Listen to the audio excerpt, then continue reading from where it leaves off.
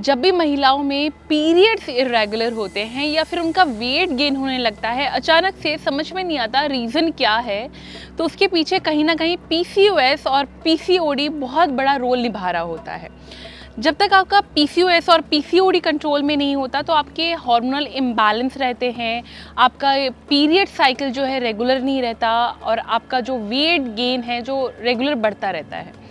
लेकिन कुछ ऐसे योगासन मौजूद हैं जिनकी मदद से आप पीसीओएस और पीसीओडी को कंट्रोल में ला सकते हैं।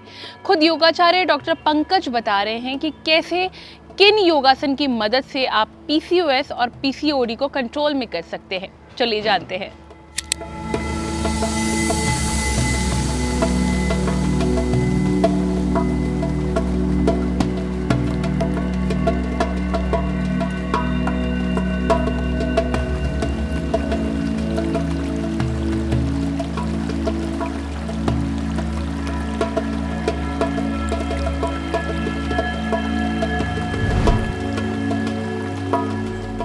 तो पीसीओडी और पीसीओएस यानी कि पॉलीसिस्टिक ओवरी डिसऑर्डर और पॉलीसिस्टिक ओवरी सिंड्रोम, ये भी एक आपका हार्मोनल इम्बैलेंस और जो हमारा अनहेल्दी लाइफस्टाइल है उसकी वजह से ये क्रिएट होता है। हार्मोनल इम्बैलेंस जो है हमारा सही से हमारा हार्मोन्स का सीक्रेशन नहीं हो पाना और डे टू डे लाइफ में हमें हमारा हैबिट जो कि आपका फूड हैबिट हो गया, स्लीपिंग हैबिट हो गया और हमारा वर्कआउट, यदि हम ढंग से वर्कआउट नहीं कर रहे हैं, सो नहीं रहे हैं या फिर अच्छी डाइट नहीं ले रहे हैं, तो ये आपका पीसीओडी और पीसीओएस को इंक्रीज़ करने में बहुत हेल्प करता है।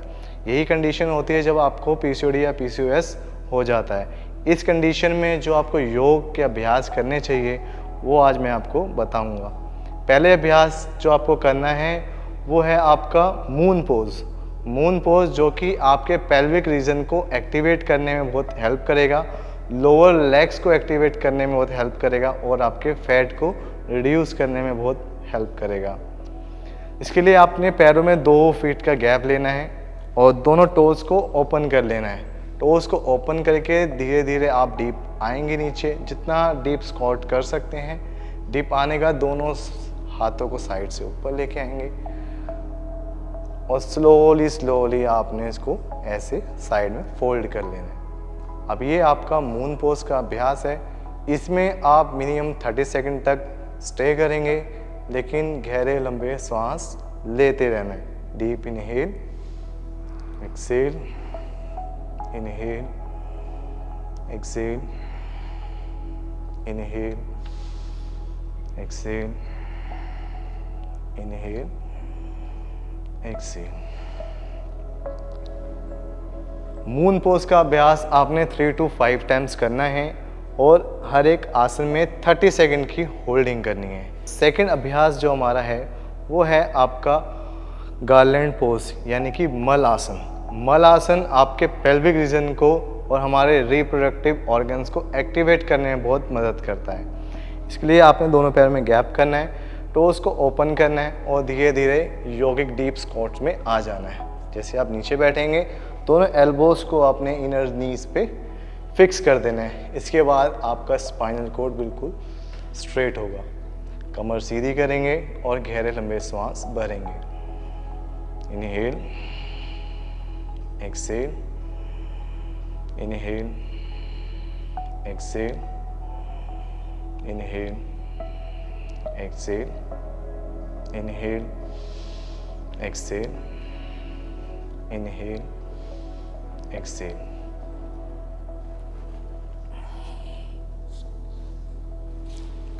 गार्लैंड पोज, इसका अभ्यास आपने मिनिमम 1 मिनट करना है और 3 to 5 सेट्स करने हैं। ये आपके पीसीओडी की समस्या को दूर करेंगे। अगला अभ्यास जो हमारा है वो है आपका रिक्लाइन बटरफ्लाई यानी सुप्त भद्रासन, लेटकर भद्रासन का अभ्यास।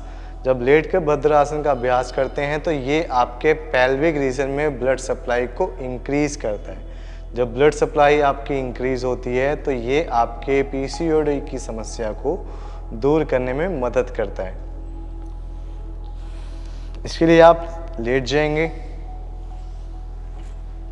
दोनों पैरों को फोल्ड कर लेंगे। दोनों पैरों को फोल्ड करके दोनों हील्स को अपने इनर थाइज की साइड ले आएंगे अभी गहरा लंबा सांस भरना है, डीप इनहेल और एक्सहेल, कॉन्ट्रैक्ट कर लेंगे, फिर inhale.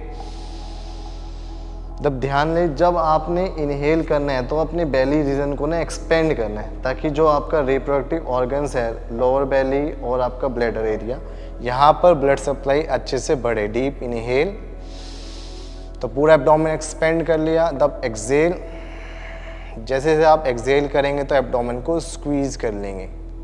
Inhale, exhale, inhale, exhale. इसका अभ्यास भी आपने 3 to 5 टाइम्स करना है। अगला अभ्यास जो हमारा है वो है आपका अर्ध हलासन का। अर्ध हलासन में आप लेट जाएंगे एक बार,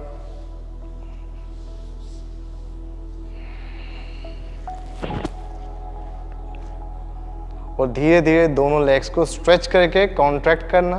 देन एब्डोमेन को स्क्वीज करना।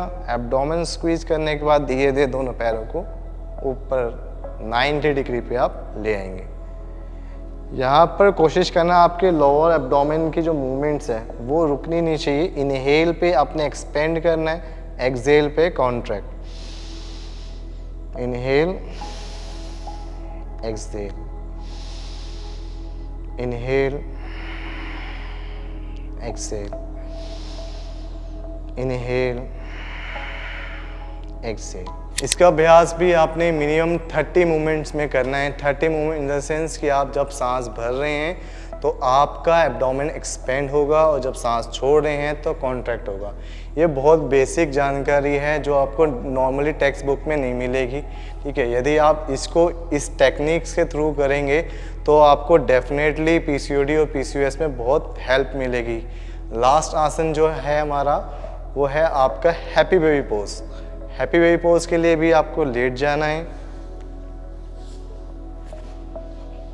दोनों पैरों को फोल्ड करके अपनी साइड लेके आएंगे और दोनों फर्स्ट 2 फिंगर से अपने बिग टोज को लॉक कर लेंगे। फर्स्ट 2 फिंगर से इंटरलॉक करने के बाद धीरे धीरे लेग को स्ट्रेच करेंगे। स्ट्रेच करके कोशिश करना है कि लेग का जो पोर्शन है आपका 90 डिग्री पे रहे। 90 डिग्री पे आपने इसको स्टेबल रखना है। यहाँ पर आपका लोअर बेली जो है ऑटोमेटिक कॉन्ट्रैक्ट हो जाएगा, ऐसा लगेगा दबा दिया इसको, और ब्लैडर भी अंदर की साइड कंप्रेस हो जाएगा। लेकिन आपने यहाँ पे फोकस यही करना है कि आप अपने ब्रीदिंग पे फोकस करें। Complete inhale, exhale, inhale, exhale. आपने हैप्पी बेबी पोज को भी आपने मिनिमम 3 to 5 टाइम्स करना है और यहाँ पर आपने 20 डीप ब्रीदिंग करनी है विद एब्डोमेन मूवमेंट्स। तो देखा आपने कैसे आप इन योगासन की मदद से अपने पीसीओएस और अपने पीसीओडी को कंट्रोल में ला सकते हैं। लेकिन ज़रूरत इस बात की है कि आप इन योगासन को अपने डेली रूटीन में ज़रूर शामिल करें। वीडियो कैसी लगी कमेंट करके ज़रूर बताएं और हेल्थ से जुड़ी इस तरह की और भी वीडियोज़ के लिए लाइक एंड सब्सक्राइब करें thehealthsci.com। नमस्कार।